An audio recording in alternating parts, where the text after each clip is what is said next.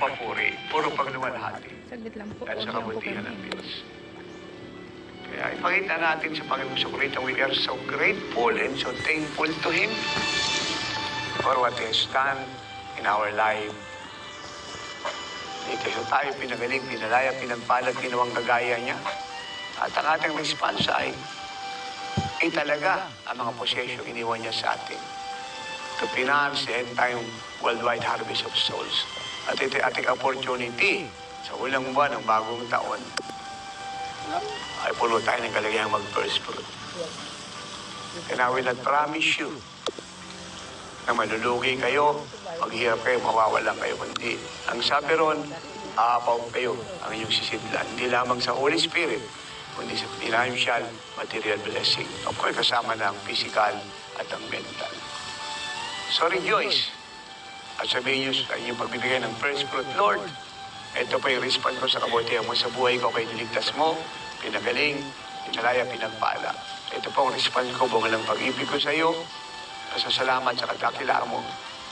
Pagamat hindi po ito sapat, pero dahil karapat dapat kasusunod po ako. Ito aking first fruit. And praise God. Heaven is wide open to Jesus and worldwide ministers and expect tremendous harvest. And God's people say, I have no option but to increase, to expand, to multiply, and multiply, and multiply. Ang lahat na kasagalang pinangako ng Ama ay sumaakin. Amen and amen.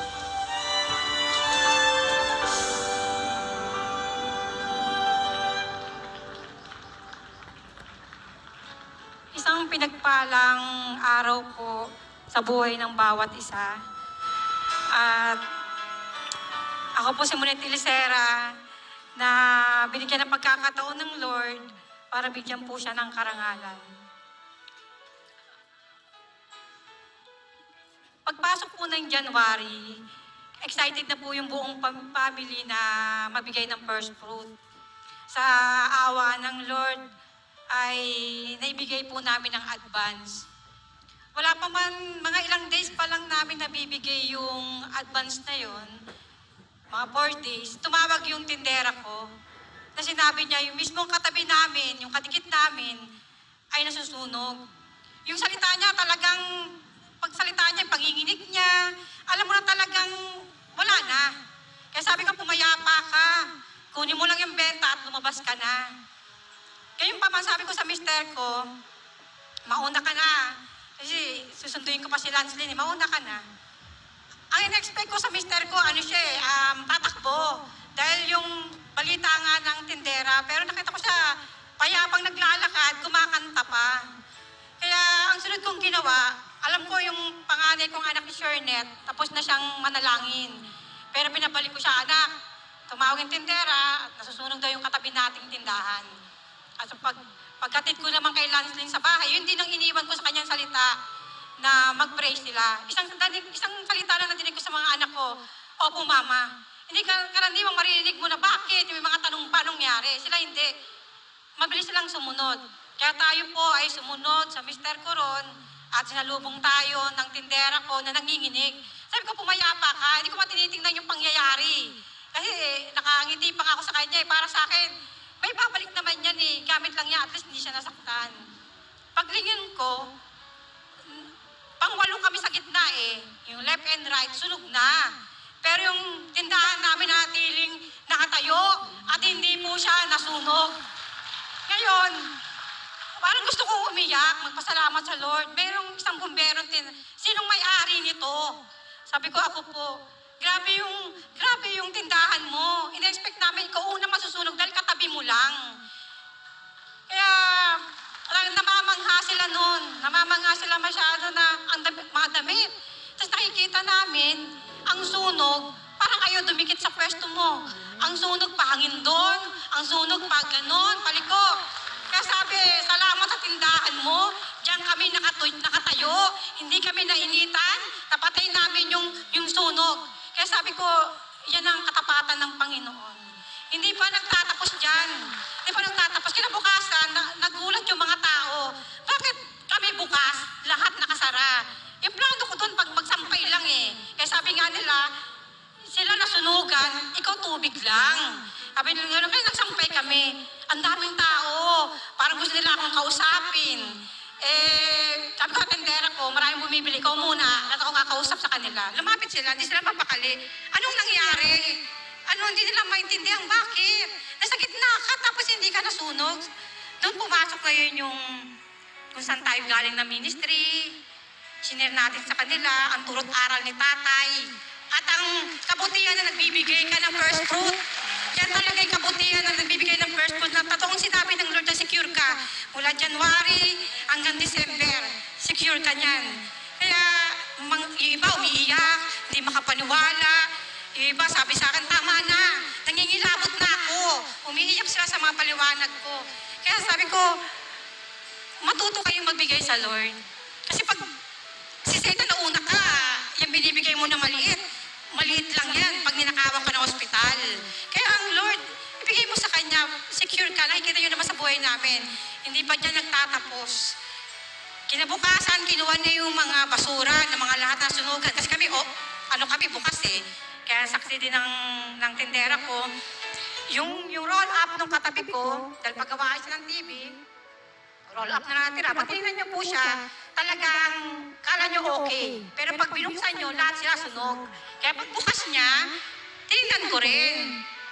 Kaya sabi ko, eto puro sunog. Pero katabi ng tindahan ko, kulay puti. At wala ka makikitang sunog. Doon ko naalala yung sinabi ng bumbero na takot lumapit sa person namin yung sunog. Kasi natestify ko talagang wala, puti talaga, lahat sila nagulat. Ang isa pa, yung TV pinagawa ko sa kanya, nakita niya, buo pa rin. At walang sunog, kasama ang Bible. Na pinapatunayan talaga na ang Lord ay totoo at buhay. Pero hindi mo Bible, papel yan eh. Pero hindi nasunog. Pati ang sabi ng may-ari ng TV, napakalakas mo naman sa Lord. Ang lakas mo naman ng langit. Answer prayer ka. Hindi pa dito nagtatapos. Tinawagan kami ng may-ari. Sabi nila, papagandahin ko to. Yung kasi dati, share kami sa CR, share sa kuryente, share sa tubig. Sabi niya, papagandahin ko to.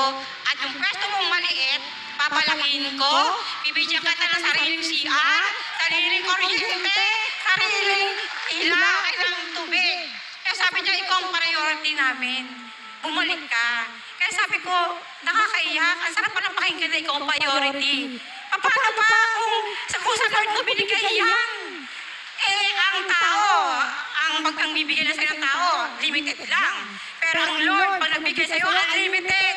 Mula January hanggang December. Secure ka. Kaya maraming salamat talaga sa kabutihan ng Lord dahil lang sa pagbibigay mo ng first fruit, talagang iningatan niya kami. At bago nasunog yan, ang desire ng puso ko, makakuha pa ako ng malaking tindahan eh. Kaya nung may nakita akong tindahan, sabi ko, kaya ko naman yung down kahit malaki. Kaso, bago ako mag-down, papabasa ko muna sa panganay ko yung kontrata. Sabi ng panganay ko, hindi yan sa Lord eh. Kaya sabi ko, sige anak, ikaw na lang mag-close ng conversation at tapusin mo na. Ito yung sagot. Hindi tayo bibigyan ng Lord ng second hand. Bibigyan tayo ng brand new. Kaya ito na. Kaya pag nagawa yun nga, priority niya kami. Kaya salamat sa Lord ka, yung pag-usap po namin na yun, hindi naman po namin tinapos ng ganun lang. Yung may-ari po, pinag-pray po ng mister ko, kaya bless na bless sila sa buhay namin. Kaya, pero sigit ko na rin po ito. Kasi yung nanay ko kumuha ng pensyon eh. 2,000 pambili niya raw ng dress niya. Tapos yung ate ko, dahil walang trabaho, binibigyan lang natin, nakaipon ng 500, pambili niya daw ng vitamins. Sabi niya, isang araw tinawagan ako. Ngunit papadala ko ng pera namin. Gusto namin i-first fruit mo. Kasi gusto namin mababago yung buhay namin. Kasi nakikita nila yung buhay namin, buong pamilya. Kaya yun lang po yung iiwan ko po sa inyo lahat na huwag kayong mag-inayan sa pagbibigay ng first fruit. Kasi mahirap kasi na maunahan pa tayo ni Satan. Pag naunahan tayo, mas malaki pa mawawala. Hindi katulad yan. Secure na po yung January hanggang December natin. Kaya ito pang pagtatapos na, magbibigay lang po ako ng Isang salita na binaba po ng Lord sa buhay po namin. Huwag kang tumingin sa mga bagay na nakikita. Doon ka tumingin sa mga bagay na hindi nakikita. Dahil andun ang Lord na nakatingin sa mga taong tapat na totoong nagmamahal sa Kanya. At sa turo aral ni tatay at ni nanay, we have no option but to increase, expand, and multiply. Kaya tay, nay, maraming salamat po sa turo't aral na binaba niyo po sa buhay namin.